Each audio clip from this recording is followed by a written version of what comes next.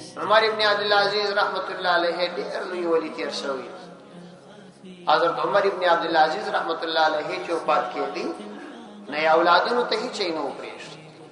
چا ورته چې دی اولادونو ته یو شی پریښی دورته کزما اولادونه صالحان و الله سبحانه و تعالی یا بندوبست کزما اولادونه صالحان نه و طالحان و بدبختان و نو بیا د بدبخت انسانانو د پاره سرمایه پرې شو دل حماقت کدیندار و الله تعالی کفایت کی او کبی دین و نو بی دینانو ته سرمایه ور پرې شو دل حماقت.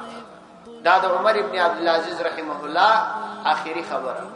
عمر ابن عبد العزيز رحمه الله د خلافت د دوران نمخ کې د سليمان ابن عبد الملک په دوران کې د مدینه منوره والی و. داسې ژوندۍ و چې ډیرو تاریخي کتابو کې دا مشهوره ده چې کله به پر کومه لار دی تیر شوی و تر ماښامه به پر هغه لار دات وی پاتو. عمر ابن عبد العزيز داسې ژوندۍ کړ رحمه الله.